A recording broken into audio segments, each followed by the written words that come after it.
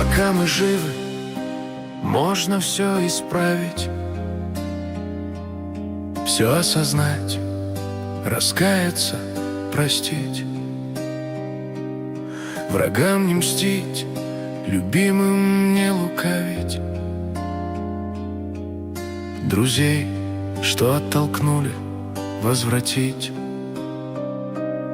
Пока мы живы, можно оглянуться